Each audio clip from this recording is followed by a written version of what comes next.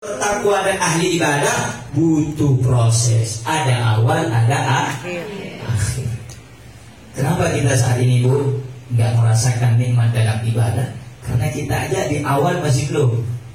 Di awal masih. Terkadang kita niatnya sholat hanya menggugurkan kewajiban. Terkadang kita sholatnya terpaksa. Terkadang kita sholatnya ya yang penting sholat lah. Makanya kita tidak merasakan nikmat di dalam sholat. Makanya guru saya pernah bilang, apa kata Habib Haidar bin Muhsin alaihimullah, beliau mengatakan di saat kita beribadah ataupun berzikir, maka yang pertama kudu dipaksa. Harus dulu dipaksa, nggak bisa kalau nggak dipaksa. Kemudian setelah dipaksa baru bisa. Setelah bisa baru terbiasa. Setelah terbiasa baru ada rasa. Enggak langsung dipaksa langsung ada rasa, nggak bisa. Di mana-mana itu yang namanya dipaksa agak berat, baru bisa nanti. Bisa. Kemudian terbiasa bangun subuh, terbiasa sholat duha, terbiasa tahajud, terus terbiasa. Setelah kebiasaan itu menjadi hal yang terbiasa, maka lambat laun sedikit demi sedikit melalui proses yang panjang baru merasakan nikmat di dalam ibadah. Makanya dulu saya cerita lagi, baru saya baca sampai Bidayah wan Nihayah. Tulis setengah itu mana? Dulu ada namanya ulama orang sufi, namanya Sufyan al-Thawri. Ini Sayyidina Sufyan al-Thawri ini umur 15 tahun datang ke ibunya. Bu, katanya, ibu, ya, saya ini kan sudah umur 15 tahun. Iya, nah, tolong dong Bu, hadiahkan saya, hibahkan saya, wakafkan diri saya untuk Allah.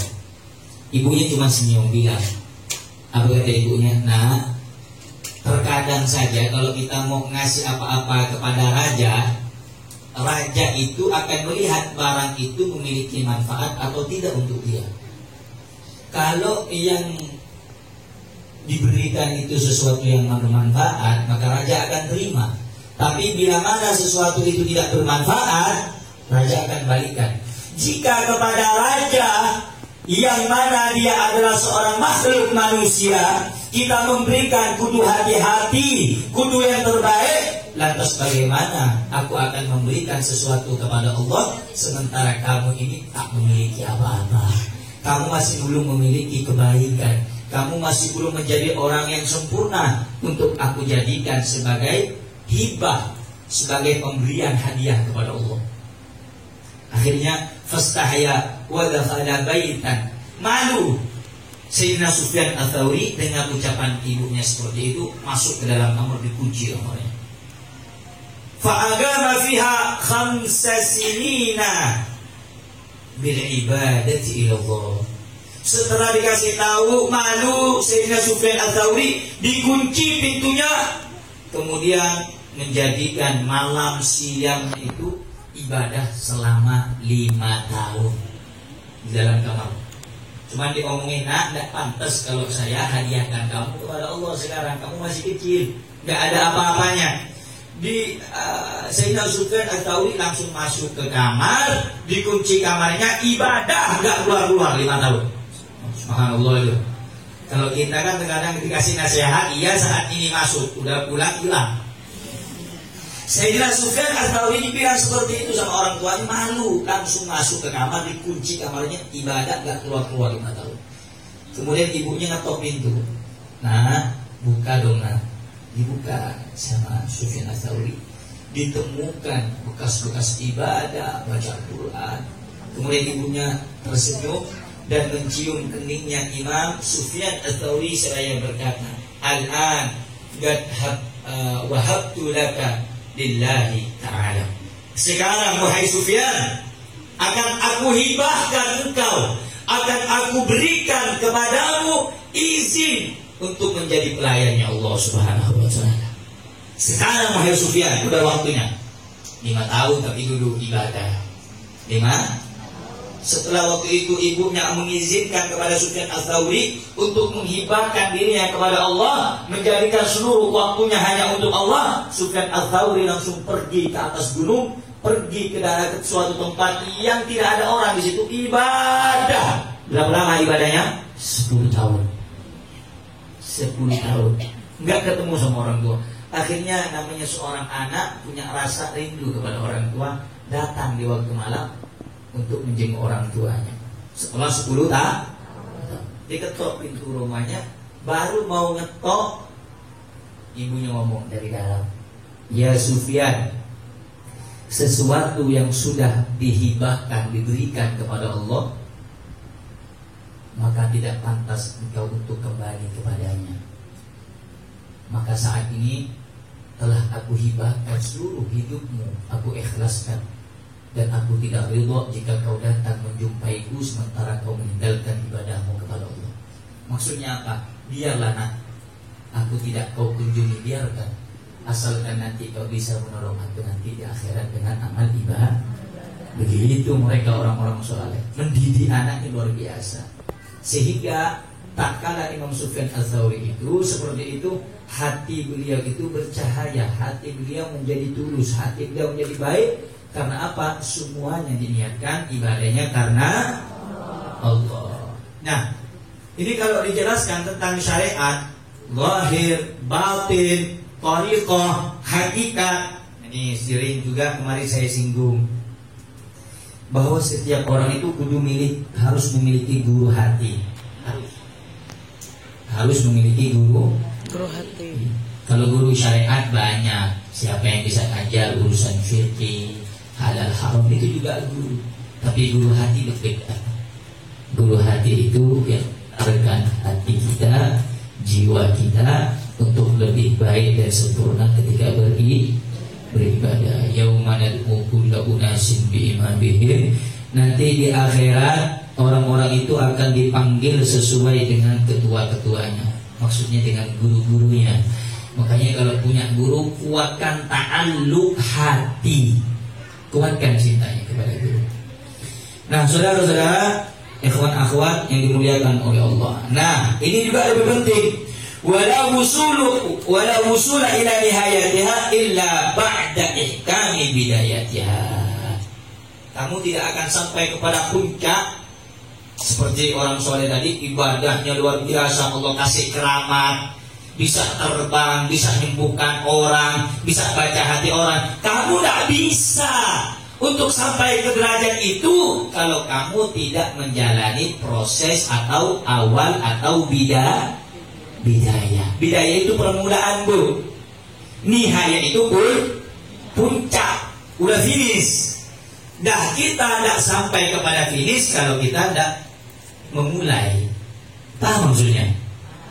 Kadang orang kan gila nih, "Oh, saya pengen jadi seperti wali itu deh, pengen terbang."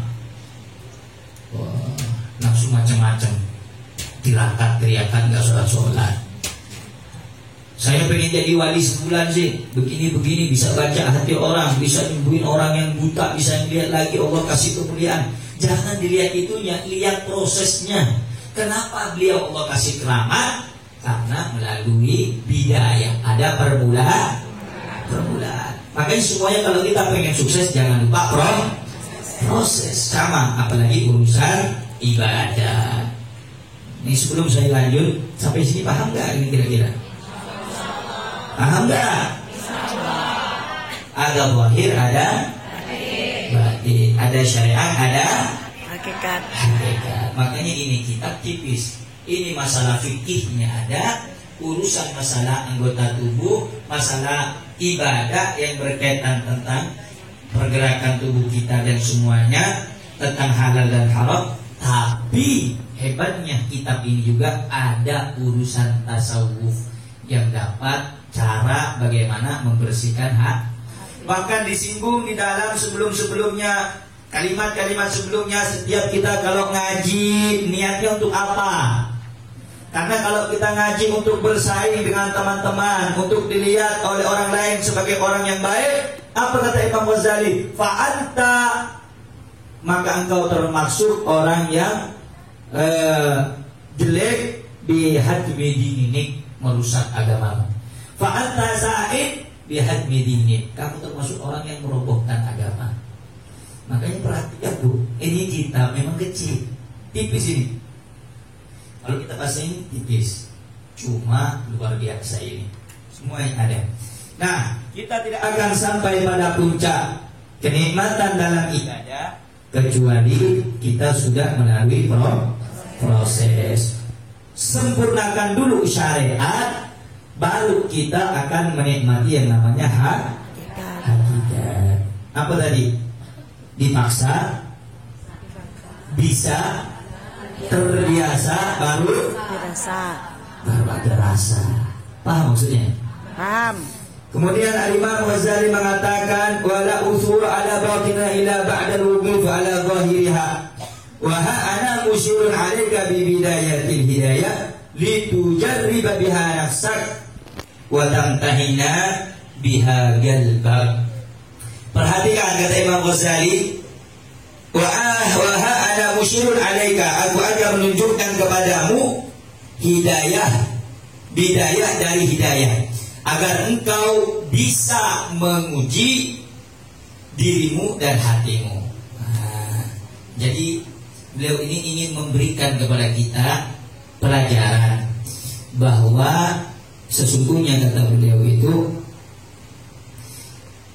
hasil atau buah atau yang disebut bidayah ya Allah, apa itu? Aku akan menunjukkan kepadamu bahwasanya nihaya itu adalah dihasilkan dari bidayah. Orang yang sukses itu ingin ditunjukkan kata beliau. Orang-orang yang pengen sukses, kalau kamu pengen sukses, aku ingin tunjukkan bahwa mereka orang-orang sukses itu ada yang namanya permulaan atau Nah, jika kamu ingin sukses, maka kamu harus melewati yang namanya proses. Kemudian kata beliau, untuk apa beliau menunjukkan seperti itu? Untuk menguji dirimu dan hatimu.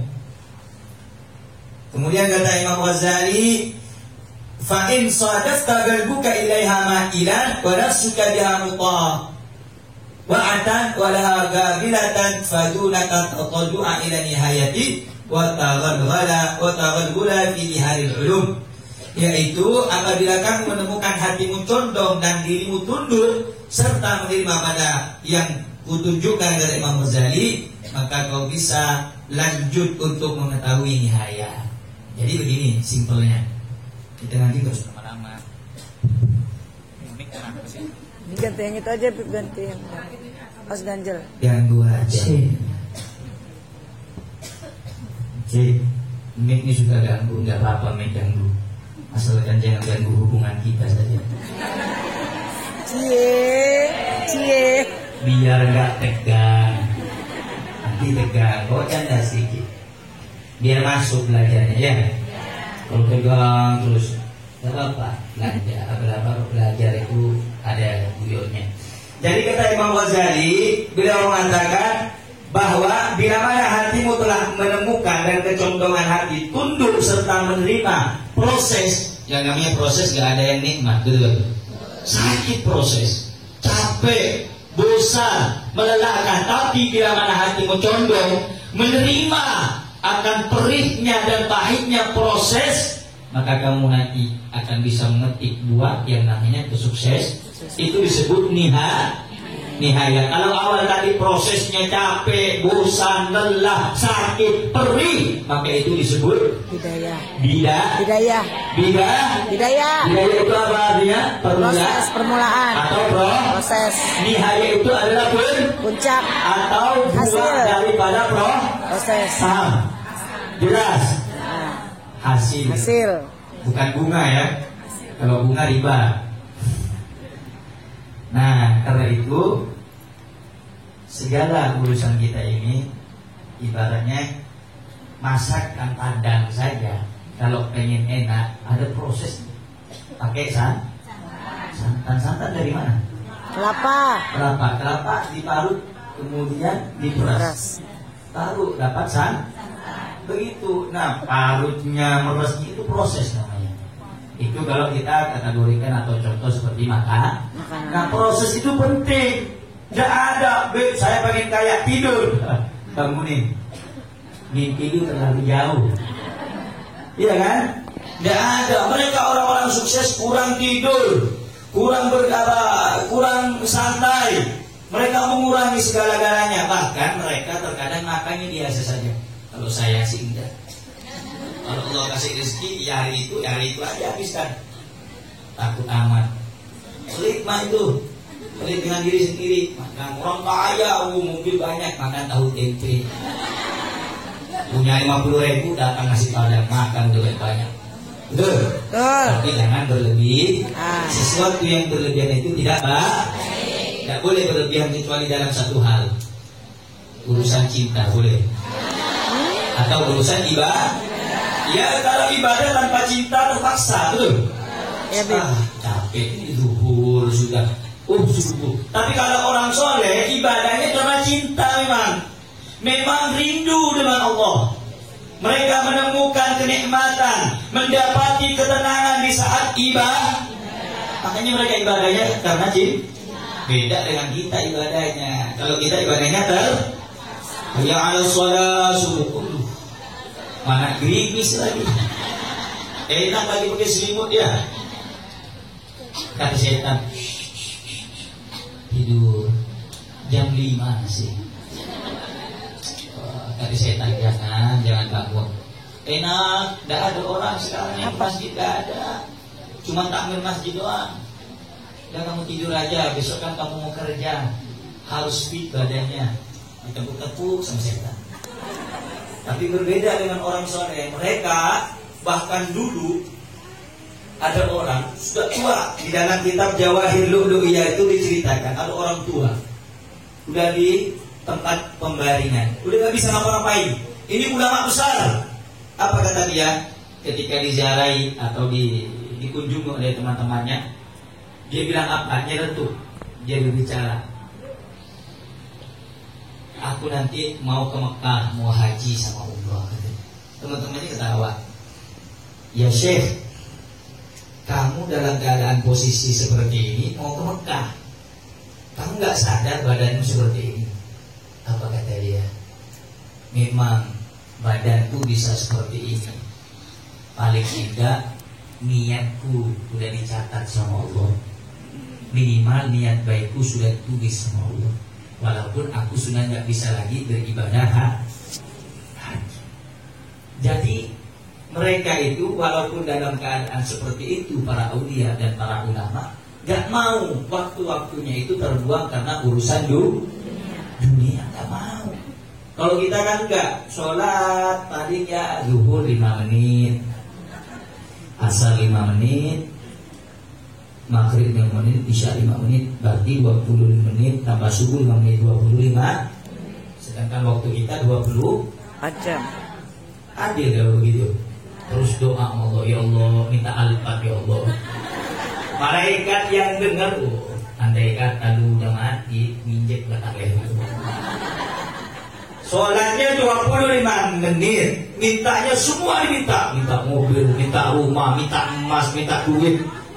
Kata malaikat, kau sholat 25 menit, tapi semua dunia kau minta. Maksudnya ya imbangilah. Orang soleh mintanya itu dikit, ibadahnya banyak. Kalau kita kan enggak, mintanya banyak, sholatnya dikit. Alhamdulillah ini. Jadi, tapi nanti ibu ada yang bilang, tapi kan Allah itu maha kaya. Iya, Allah maha kaya, tapi kita kalau dengar curhatannya bosan. Semua kadang-kadang yang nggak masuk akal. Ya Allah, minta duit 10 triliun. Dapat di mana duit 10 triliun? Minta yang biasa saja. Ya Allah, Allahumma tsabbit qalbi ala dini. Itu aja minta. Ya Allah, kuatkan hatiku untuk berada di jalan agamamu, di dalam syariatmu. Kemudian Allahumma tsabbit qalbi ala dini wa ala ta'atik, dalam berbuat taat kepadamu. Allahumma a'inna ala dzikrika, ya Allah, bantu aku untuk berzikir kepadamu. wa syukrika, bersyukur atas nikmatmu, wa husni ibadatik, dan beribadah dengan ibadah yang baik kepada kita. Rabbana hablana min azwajina wa dzurriyyatina. Minta yang baik-baik, jangan minta dunia ini kalau kita mati gak dibawa Mati. Ada cerita orang mati bawa mobil ke dalam kuburan? Enggak. Katanya ada dulu cerita ada orang mati bawa emas, biar mau nyogok malaikat katanya. Malaikat musuh sama itu. Nah saudara-saudara yang dimuliakan oleh Allah, jadi dari apa yang kita sampaikan ini, ingat bahwa setiap amal ibadah kita itu jangan fokus pada apa yang dapat dilihat oleh orang, tapi fokus terhadap apa yang tidak bisa dilihat oleh orang. Apa itu? Antara kita dengan Allah. Apa itu yang diperbaiki? Hati. Hati. Kalau udah hati, makanya hati-hati, jangan main hati. Berat. Hati ini tempat Allah memandang, tempat Allah melihat, maka perbaiki. Makanya hati itu perbaiki. Hati kalau 3 hari nggak didengarkan Al-Quran, hati mati. Keras nanti hatinya. Dengarkan sholawat. Ya, jangan dengar lagu-lagu nggak jelas. Dengarkan MP3, beli MP3 itu. Anaknya dengarkan, rumahnya pakai short. Putarkan ayat Quran, biar mereka terbiasa telinganya masuk daripada surat-surat Al-Quran. Inti dari kita yang juga menjadi pembahasan, tak bosan-bosan saya ingatkan, perbaiki keadaan batin kita, perbaiki keadaan hati kita, karena itu tempat Allah memandang hati kita. Makanya perbaiki hati, perbanyak zikir, kurangi yang namanya ngomongin orang. Dulu kurangi ngomongin orang. Kadang-kadang sampai cari kutu ngomongin orang. Emang masih ada cari kutu, Beb? Wah, masih ada lah. Emang masih ada cari kutu? Enggak. Iya, kalau di majlis gak ada. Kalau di rumah Gak ada kutuan, Beb. kamu tahu nggak tuh anaknya itu? Gua mah bodo amat.